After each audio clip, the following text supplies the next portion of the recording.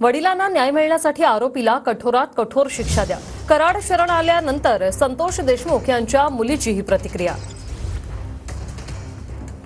आता आम्हाला तर एवढंच वाटतंय की ज्यांनी माझ्या वडिलांची हत्या केली त्यांना म्हणजे माझ्या वडिलांना न्याय मिळण्यासाठी आमची एक मागणी आहे. आम्ही तर आमच्या वडिलांना आणू शकत नाहीये वापस, पण एक त्यांचं बलिदान हे न व्यर्थ जाता जे आरोपी आहेत त्यांनाही कठोरात कठोर शिक्षा झालीच पाहिजे असं आम्हाला वाटतं. पण जे काही यामध्ये आरोपी असतील, समजा आज ते शरण जातात किंवा ते सुद्धा म्हणले की मी आरोपी असेल तर माझ्यावर तुम्ही कारवाई करा, आमचं सगळ्यांचं एकच मत आहे की या माझ्या वडिलांच्या हत्येमध्ये जे कोणी असेल त्यांना कठोरात कठोर शिक्षाही झालीच पाहिजे. बाकीचे अजून आरोपी आहेत ते लवकरात लवकर पकडा, सह आरोपी शोधा, सगळे CDR काढून जे कोणी ह्याच्यात दोषी आहेत ते सगळे मध्ये घ्या.